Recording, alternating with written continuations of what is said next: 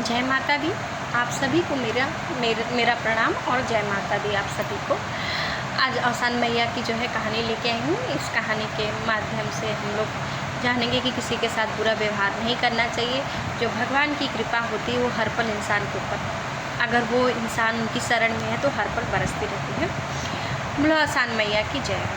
एक सास और बहू जो होती वो पूजा पाठ नहीं करती थी, उनका पूजा पाठ में मन नहीं लगता। और सास जो थी वो बहुत पूजा पाठ करती थी और वो हर गुरुवार को औसानी मैया का पूजा कराती थी।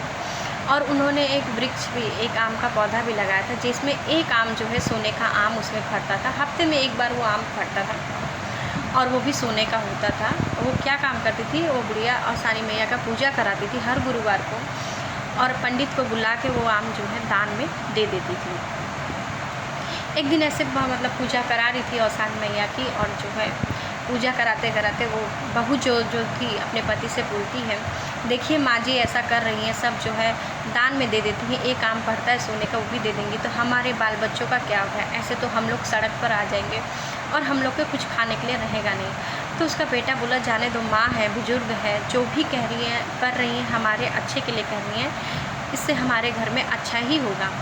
लेकिन उस बहू को जो है अच्छा नहीं लगता था पूजा पाठ दान पुण्य देना, उसको अच्छा नहीं लगता था। उसको यही लगता था ये सब करने से हमारे घर में कंगाली आएगी, गरीबी आएगी, इसलिए वो जलन बस ऐसा करती थी। वो अपने पति से रोज़ ऐसा करती थी। उसका पति जब थक हार के आता था रोज़ ऐसा करता सुनती थी। तो एक दिन उसके पति ने बोला कि देखो तुम मुझे परेशान करना बंद करो, जो तुम्हें सही लगे वो करो। ऐसी बात सुनते ही जो है अपने पति के मुख से ऐसी बात सुन के उसको जो है वो बहुत ही खुश हुई कि चलो अब तो मैं अपने मन की कर लूँगी, जो है इसमें मेरा पति भी कुछ नहीं बोलेगा। अगले दिन फिर गुरुवार था। उसकी सास ने जो है 7 सुहागिन बुला के जो है औसान मैया का पूजा कराया।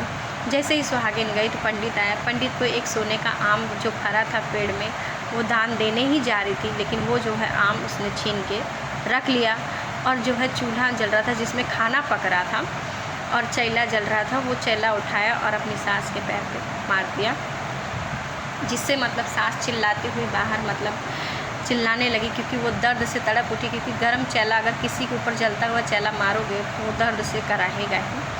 इसके बाद उसने अपनी सास का हाथ पकड़ के घर से बाहर निकाल दिया और बोला कि जो है तुम मेरे घर से बाहर निकल, तुम्हारे रहने से मेरे घर में कंगाली आ रही है, गरीबी आ रही है, तुम्हें मेरे घर में रहने का अब कोई हक नहीं है और तुम मेरे किसी काम की भी नहीं हो।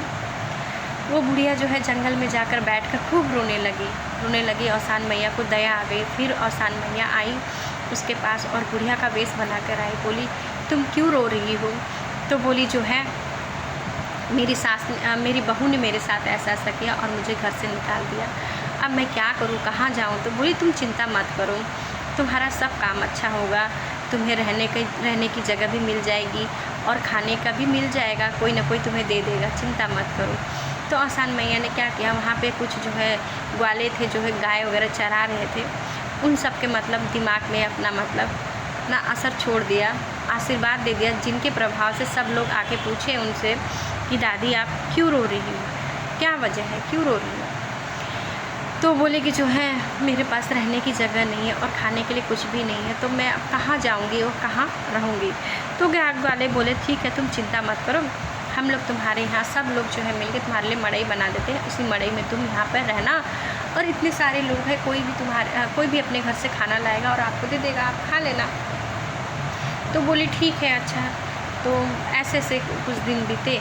उसके बाद जो है गुरुवार का दिन आने वाला था, तो फिर उस बुढ़िया को याद आई कि जो है गुरुवार का दिन आ रहा है, औसान मैया की पूजा का, मुझे अभी तक कुछ काम भी नहीं मिला, मेरे हाथ में पैसे भी नहीं है, मैं कैसे जो है औसान मैया की पूजा कराऊंगी? फिर वही बाजू में घर बन रहा था। फिर वो बुढ़िया के मन में आया, क्यों ना मैं जाके जो है इस आदमी से बात करूं, अगर मुझे कुछ काम मिल जाएगा तो मेरे हाथ में कुछ पैसे आ जाएंगे।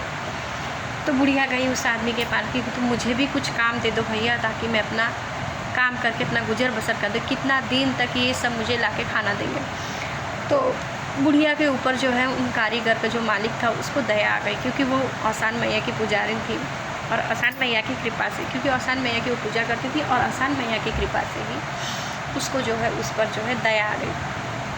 जब दया आ गई उन्होंने उसमें काम पे रख लिया। फिर बुढ़िया सोचने लगी भी पैसा तो है 2-3 दिन बाद मिलेगा, मैं क्या करूँगी, औसान मैया का पूजा है कल, मैं क्या करूँगी। फिर औसान मैया उसके पास आई, बुढ़ापा का वेश बना के, बुढ़ी का वेश बना कर आई और बोली क्या हुआ, तुम चिंता क्यों कर रही। बोली कल औसान मैया गुरुवार है और हर गुरुवार को मैं औसान मैया का पूजा कराती हूँ, लेकिन इस बार मेरे पास पैसे नहीं है, सामान लाने के लिए नहीं है, मैं कहाँ से सामान लाऊँ, कहाँ से धन ले आऊँ कि जो कि पूजा कराऊँ। तो मैया बोली तुम चिंता क्यों कर रही हो, तुम अगले दिन क्या करना, घर को अपने गोबर से लीप देना और सास सुहागिन को न्योता दे देना, और मैं जो है जाके मैं तुम्हारे लिए लाई चना गुड़ लेके आऊँगी। बोली ठीक है। बुढ़िया ने क्या किया, क्या सास सुहागिन को न्योता भी दे दिया, घर को अपने लीप से बैठ गई, सारी सुहागिनें आके बैठ गई, पर औसान मैया नहीं आई। फिर जो है वो बुढ़िया जो है याद करने लगी जो है औसान मैया को कि मैया आप ही मेरी लाज रखो, अब सुहागिनें आ गई, मेरे पास कुछ सामान नहीं, मैं क्या करूँ। इतने मुझे प्रणाम कर रही थी, याद कर रही, तभी औसान मैया लाई चना गुड़ लेके आ गई और उसने अपनी जो है अपनी पूजा जो है संपन्न किया और उनका धन्यवाद दिया कि मैया आप बहुत ही दयालु हो, कृपालु हो कि आपकी कृपा से ये कार्य मेरा संपन्न हुआ। और फिर बुढ़िया ने फिर से एक पेड़ लगाया जिसमें फिर से एक सोने का आम फलने लगा और उस आम को वो दान देने लगे। ऐसे ऐसे गुरुवार बीतते गए और बुढ़िया जो है औसान मैया की कृपा से बहुत धनवान हो गई, इतनी धनवान हो गई कि वो कि हर गुरुवार को औसान मैया की पूजा भी कराती और दान पुण्य भी करती। वो दान पुण्य जो है बड़े दूर दूर से लोग आने लगे, वो बुढ़िया मशहूर हो गई कि जो है सब यही बोलते थे कि वहाँ एक जंगल में एक बुढ़िया आई है, सब यही बोले कि जंगल में एक बुढ़िया आई है जो कि जंगल में एक बुढ़िया आई है जो कि दान पुण्य करती हैं, चलो हम लोग भी दान लेते हैं। सब लोग आते थे, बहुत भीड़ लेती, सबको दान पुण्य करती थी। बुढ़िया बहुत अमीर हो गई औसान मैया की कृपा से। औसान मैया की कृपा से बुढ़िया बहुत धनवान भी हो गई और दान पुण्य भी करने लगी। उसके बेटे बहू इधर भिखारी हो गए, बेटा दर दर भीख मांगने लगा। भीख मांगते मांगते बेटा उसी जंगल में पहुंच गया जहाँ पे उसकी माँ थी और वो कुएं पे ऐसे लेटा हुआ था। तो उसकी माँ ने देखा, बोला कि ये तो मेरा बेटा है, लेकिन बेटा नहीं पहचान पाया कि ये मेरी माँ है। तो बोला कि माँ जी मुझे कुछ काम मिलेगा, मैंने सुना है आप सबको बहुत जो है दान देती, मुझे भी भिक्षा दोगी, दान दोगी। तो बोली कि हाँ क्यों नहीं बेटा, दूंगी, क्यों नहीं दूंगी। तो बोली अच्छा है, मुझे काम पे रख लो अपने यहाँ, मेरा जो है काम पे रख लोगी तो मैं अपने परिवार का भी भरण पोषण कर पाऊँगा। तो बोली ठीक है, मेरे पास और कौन है, तुम जो है यहाँ पे रहो, यहाँ जो है तुम रहो, काम भी करो और अपने परिवार का भी, अपना भी पेट पालते रहो। कुछ दिन ऐसे बीता तो वो बोला कि बुढ़िया से तो मैं जाके अपनी परिवार को ले आऊँ, मैं अपनी पत्नी को लेके आऊँ। वो बोला हाँ ठीक है। बुढ़िया बोली हाँ ठीक है, तुम ले आओ अपनी पत्नी के साथ, यहाँ रहो, और कोई है नहीं मेरे आगे पीछे, तुम ही दोनों काम करो। फिर वो अपनी पत्नी के पास गया तो उसकी पत्नी बोली तुम तो मुझे जैसे भूल ही गए थे, वहाँ जाके वहाँ रहने लगे, खाने लगे, पीने लगे, तो आपको ये भी नहीं एहसास हुआ कि आपकी पत्नी घर पे है तो उसको कुछ चीज़ की कमी होगी तो जाओ। वो बोला कि पहले मैं सोच रहा था कि पहले मैं अपने लिए जगह बना लूँ फिर तुम्हारे लिए ले आऊँ, लेकिन वो बुढ़िया बहुत अच्छी, बहुत दयालु है जो सबको दान पुण्य देती है और मुझे भी बोली कि आओ तुम भी रहो और तुम्हारे साथ तुम्हारी पत्नी भी यहाँ रह सके, इसलिए मैं तुम्हें लेने आया हूँ, तुम जाओ।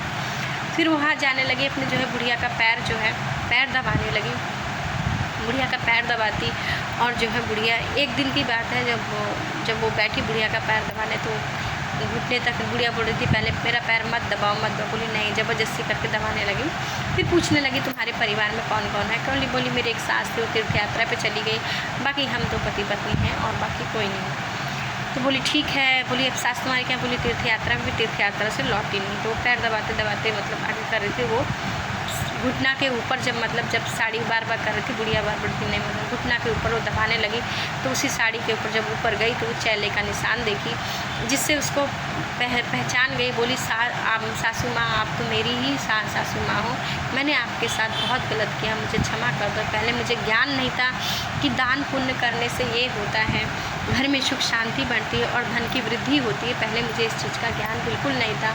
आप पूजा पाठ करती थी, मुझे अच्छा नहीं लगता था, लेकिन अब मुझे समझ में आ गया है कि दान पुण्य का फल क्या होता है और इससे घर में सुख शांति बढ़ती, खुशहाली भी रहती है और जो है सदैव धर्म का वास रहता है।